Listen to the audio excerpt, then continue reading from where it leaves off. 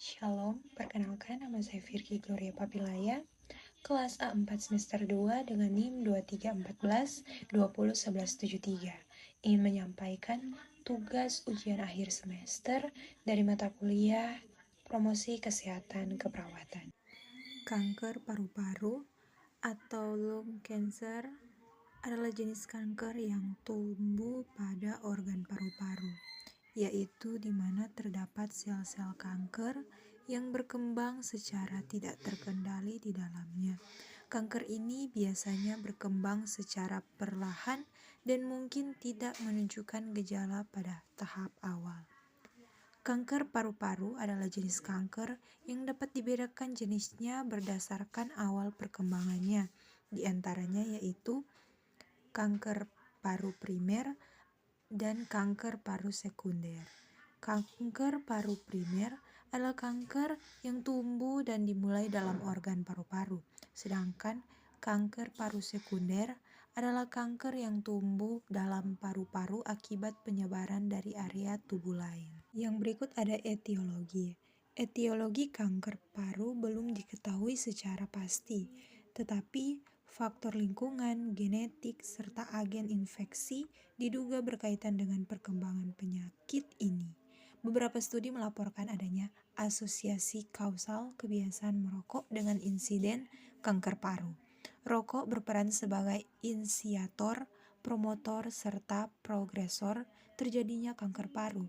Namun, hingga saat ini belum terdapat penyebab tunggal kanker paru yang telah diidentifikasi. Penyebab dari kanker paru-paru adalah kondisi yang disebabkan oleh berbagai faktor, tetapi yang menjadi faktor utama adalah merokok. Hal ini karena di dalam rokok terdapat zat beracun yang merupakan menjadi penyebab kanker atau karsinogen yang berisiko mempercepat kerusakan sel pelapis paru-paru. Contoh zat beracun tersebut diantaranya nikotin dan tar. Tanda dan gejala. Terkadang gejala kanker paru-paru sulit dirasakan karena seringkali menimbulkan masalah yang signifikan saat stadium awal. Seringkali gejala baru akan muncul ketika tumor sudah membesar dan kanker mulai menyebar ke jaringan lainnya. Namun, beberapa gejala awal yang kerap dialami pengidap kanker paru-paru adalah sebagai berikut. Yang pertama ada sesak nafas, yang kedua suara menjadi serak, yang ketiga batuk terus-menerus, terkadang disertai dahak dan darah, yang keempat rasa nyeri pada dada, dan yang terakhir tubuh mudah lelah dan lemas.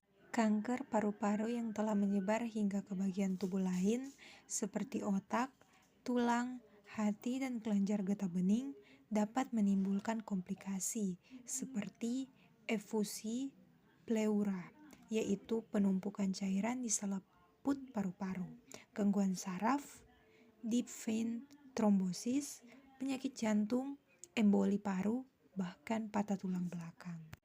Kadar kalsium tinggi dalam darah, kadar natrium rendah dalam darah.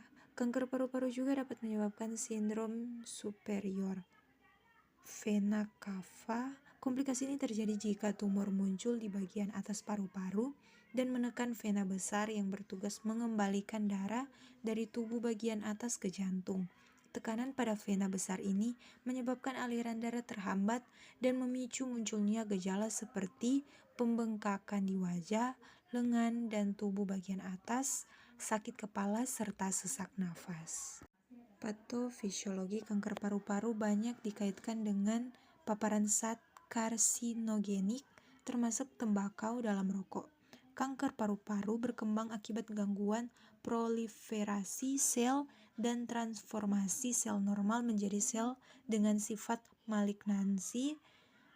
Proliferasi sel kanker yang tidak terkendali akan menginvasi dan merusak jaringan paru sehingga dapat menimbulkan manifestasi klinis. Pemeriksaan penunjang yang dapat dilakukan, yang pertama ada pemeriksaan radiologi, di mana pemeriksaan ini biasanya dilakukan terhadap pasien yang diduga mengalami kanker paru, yang bertujuan untuk mengidentifikasi adanya area abnormal. Yang kedua, sitologi sputum, di mana yang diperiksa di laboratorium untuk mencari adanya sel kanker. Akan tetapi pemeriksaan ini biasanya diikuti dengan pemeriksaan penunjang yang lain. Dan yang ketiga, toracentesis. Pemeriksaan ini dilakukan pada pasien yang mengalami efusi pleura atau adanya kumpulan cairan di selaput paru. Yang terakhir ada diagnosa keperawatan. Kanker paru ditegakkan berdasarkan anamnesis, pemeriksaan fisik, pemeriksaan penunjang, dan pemeriksaan patologi anatomi. Sekian dan terima kasih.